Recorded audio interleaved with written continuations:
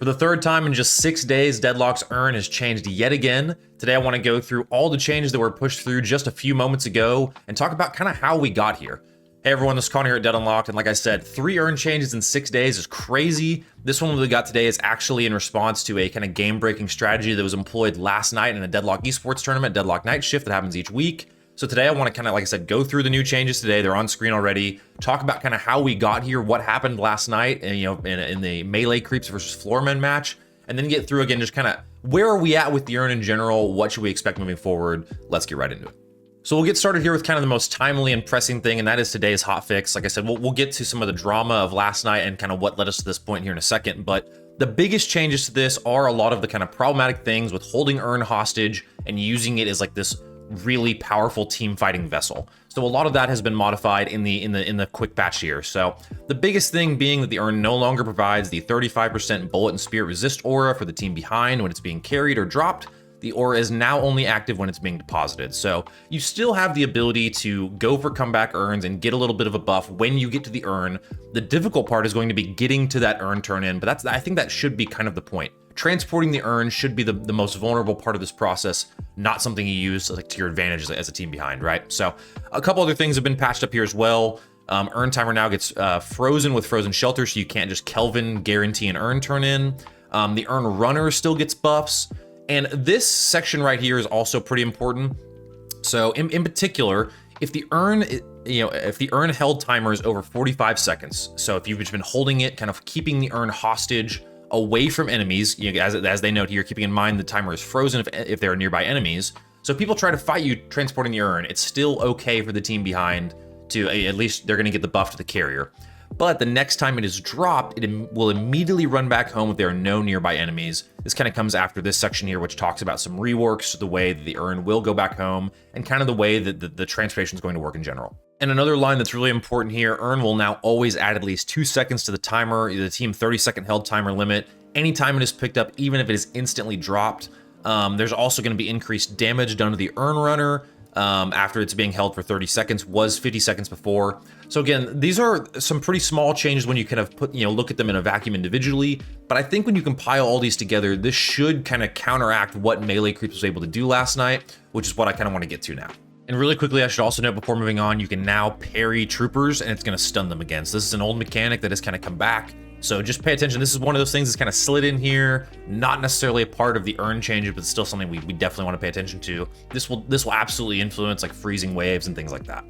So that is the new state of the Urn. That's kind of today's hotfix. Well, it'll be interesting to see how some of those changes play out for sure. But now the question is, how did we get here? Why did we get this hotfix in the first place? What's going on? What kind of led to this? And this actually comes from a Deadlock Esports weekly tournament, Deadlock Night Shift, that happened last night. I'm sure a lot of people in the Deadlock community keep up with it. But basically a team melee creeps who's been around for a long time used a strategy where they bought 6 of the golden goose eggs, the 800 cost spirit item you can buy, and basically tank the early in the mid game, trying to get to a disadvantaged Urn as fast as possible. They actually didn't get this at the 10-minute mark. It took them to the 15-minute mark to pull this off. Then when they got it, they held onto the Urn. They sold all of their golden eggs to get all the buffs and get all the money that they had been saving up, and then held the Urn for the rest of the game. The team they were playing against had to fight against a team at that point with a 35% spirit and bullet resist, and I think it's a 60-meter aura, and they just couldn't figure it out. They didn't want to try and figure it out, and there's been a lot of drama on social media since this with kind of players from both teams speaking up. Ido from Melee Creeps providing a statement, Floormen on the other side having a kind of a team statement, Average, one of their players, also speaking out. So it was just kind of like the equivalent of NBA Twitter last night. I'm Oklahoma City Thunder fan, so it's my only equivalent there, But it was a wild moment for Deadlock Esports. Floormen ended up forfeiting the match and the series. With the important context, there's a really big tournament happening this coming weekend with a much larger prize pool, and for the fact that it seemed like a lot of Floormen player knew about this, and so they just, I think, were in a bad mood and were upset that this was used without talking to tournament organizers beforehand and without some kind of communication happening. But nevertheless, this moment feels like a really interesting one in Deadlock history, not only in the esports history, certainly with the match between Melee Creeps and Floormen being a kind of interesting moment for the esports scene, but also just in the kind of development life cycle of the game in general.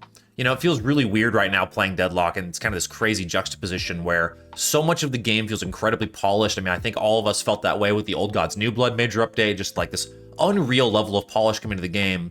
And then you have like gray boxes around the map, heroes that need remodels, and now you have this like wild urn mechanic kind of rework rather that developers have pushed through. So again, I have to try in moments like this to just enjoy the phase of development that we're in with Deadlock. This is an alpha game, this is an early access, wide swings are going to be taken, and it's going to be super disruptive, especially to the grassroots esports scene. So I think I'm sure this caused a lot of grief for the players, but it's one of those where if you're opting into competing in Deadlock esports at the moment, you know these big changes are going to be pushed through.